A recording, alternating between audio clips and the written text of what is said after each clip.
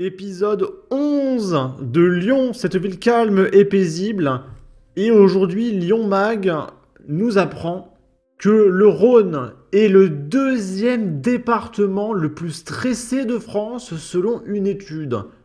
Et du coup, au travers de cette vidéo, on va essayer de comprendre pourquoi les habitants du Rhône sont aussi stressés. C'est un peu bizarre.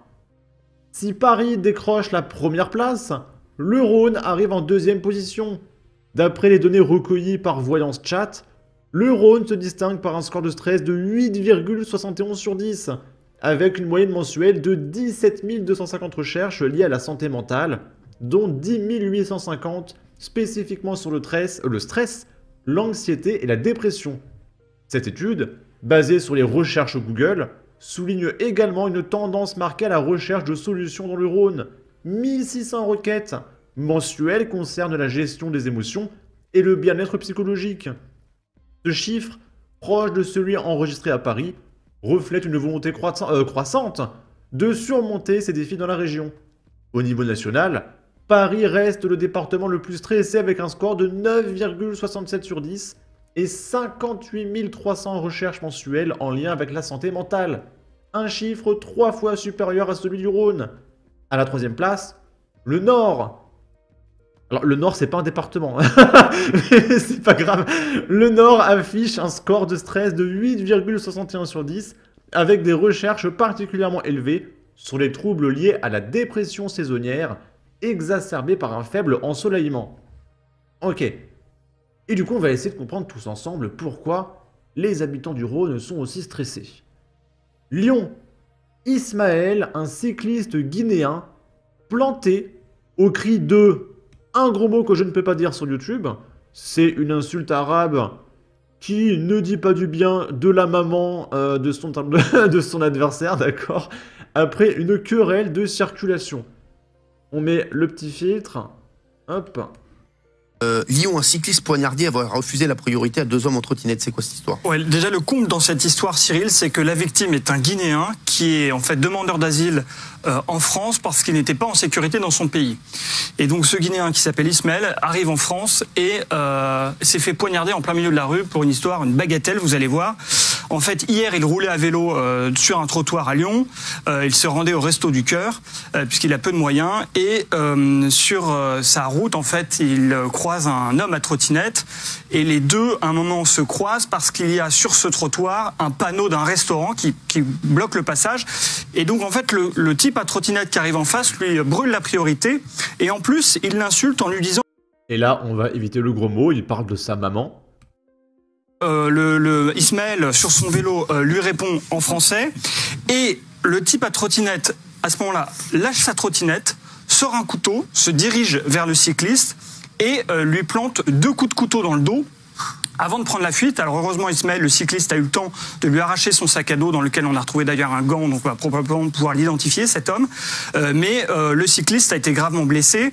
J'ai même lu quelque part qu'il était mort. Alors moi, je l'ai eu au téléphone aujourd'hui, donc a priori, il n'est pas mort. Et il est même sorti... Vous l'avez eu au téléphone Exactement. Non, mais je dis ça parce que certains médias locaux ont dit qu'il était décédé. Il n'est pas décédé. En revanche, son pronostic vital était engagé parce qu'il avait du sang dans les poumons. Il a été conduit à l'hôpital. Il a 3 jours d'ITT. 3 jours. Alors que le mec, il avait du sang dans les poumons, quoi. Et comme je vous dis, une enquête a été ouverte et elle devrait avancer rapidement. On lui souhaite un bon rétablissement déjà. Ouais. Oui, bien sûr. Je lui ai dit d'ailleurs qu'on parlerait de son histoire ce soir. Écoutez, on lui pense fort à lui. On est content qu'il aille mieux déjà. Mais c'est vrai que ça devient n'importe quoi. Gilles Verdez. Et là, il y a un commentaire en bas. Heureusement qu'ils sont là pour les querelles que les Français ne veulent plus faire. Et toc les fachos. Le mot qui commence par N, c'est bien japonais comme mot. Ok. Lyon. Une jeune femme s'est faite pointer un migrant algérien interpellé en flagrant délit. Lyon, un frotteur du métro TCL surpris en pleine action par la police de Bellecour. Il se frottait sur une partie à l'arrière du corps d'une jeune femme. En effet, d'après une source proche du dossier, le suspect a été vu en train de se frotter contre une jeune femme en ciblant une certaine partie du corps. Le mis en cause était vraisemblablement, on va dire, emballé, quand les policiers lui sont tombés dessus. Immédiatement interpellé, Ce ressortissant algérien, âgé d'une cinquantaine d'années, a été ensuite placé en garde à vue au commissariat. Une plainte a été déposée. Lyon, c'était vraiment une mare de sang. Un homme victime d'une attaque au couteau, 2 individus activement recherchés. Un homme a été attaqué à l'arme blanche lundi soir sur le quai Arloin dans le 9e arrondissement de Lyon. Les auteurs présumés sont activement recherchés. Le plus gros a été nettoyé dans la journée. Les 2 suspects de l'agression ont pris la fuite et sont désormais activement recherchés. Le pronostic vital de la victime n'est quant à lui pas engagé, révèle ce mardi Actu Lyon. Le plus gros a été nettoyé dans la journée car ce matin, quand je suis arrivé, c'était vraiment une mare de sang sur tout le trottoir, révèle au Progrès une commerçante travaillant à proximité du lieu où se sont déroulés les faits. Et là, on peut voir plein de poubelles, et ça, c'est pas l'attaque au couteau, hein, ça c'est juste l'état de la ville. Et on peut voir que Lyon est une ville absolument merveilleuse. Vénissieux dans le 69, toujours à Lyon. Pronostics vitaux engagés pour 2 jeunes après une fusillade en plein après-midi sur le parking d'un fast-food. Et on peut voir que c'est devant un KFC. On parle plus trop du KFC, hein, maintenant c'est McDo, Burger King.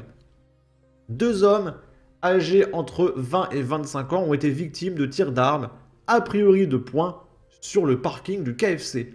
Les 2 hommes ont été la cible de tirs de différents types d'armes, mais plutôt de poing, peu avant 16 h. Là, on est au campus Porte des Alpes de l'Université de Lyon, qui a été envahi de tags de l'ultra-gauche.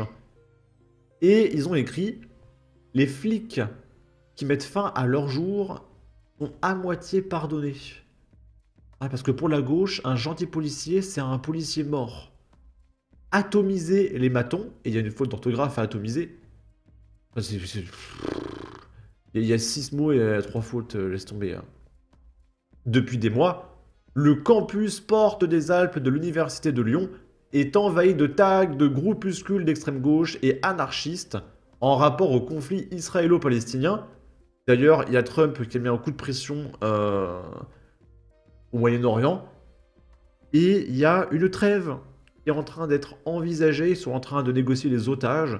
Donc Trump est en train de régler la situation. On va voir ce qui va se passer. Contre la police et les surveillants de prison. Hein, parce que je rappelle que la gauche veut aussi supprimer les prisons. Les prisons, c'est trop violent.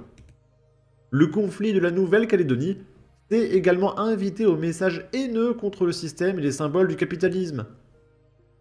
Et c'est quoi le rapport avec la fac, en fait? Genre, elle a rien fait, la fac. Je comprends pas. Les tags de groupuscules d'extrême gauche anarchistes se multiplient, etc., etc. Aujourd'hui, la direction de l'université semble débordée par l'ampleur du phénomène. Nous sommes contraints de retirer uniquement les tags comportant des attaques ad hominem et discriminantes. Contactée, elle s'explique. Nous constatons de façon régulière la présence de tags sur le campus Porte des Alpes. Ce phénomène s'est particulièrement intensifié ces dernières semaines en raison du contexte politique national et international. Auparavant, l'université prenait le parti de porter plainte de façon systématique et de faire retirer les tags par une société de nettoyage. Ces dernières semaines, en raison de contraintes budgétaires et au vu de la récurrence des tags sur le campus, elle a été contrainte de retirer uniquement les tags comportant des attaques ad hominem et discriminantes. Pour ce type de tag, l'université porte plainte également. Par ailleurs, une opération de nettoyage global du campus est prévue cette semaine, précise-t-elle. Si l'université tient ses engagements, elle devrait très rapidement effacer la phrase « peine de mort pour Bolloré » ou encore « feu aux prisons », sans parler que la police tue. Et la phrase inadmissible « les flics qui mettent fin à leur jour sont à moitié pardonnés » et « atomiser les matons ». Et vous noterez que l'article Le Progrès a corrigé la faute d'orthographe sur « atomiser ». Ok. Des mots effrayants, comme on dit souvent. Le mal-être des étudiants est le reflet d'une société qui va mal. Le miroir des souffrances sociales. Alors non, c'est pas à cause du mal-être, c'est parce que ce sont des dégénérés, les membres d'ultra-gauche, qui sont ultra-violents, etc. Ok. Et du coup, est-ce que vous arrivez à comprendre pourquoi le Rhône est le département le plus stressé de France, après Paris?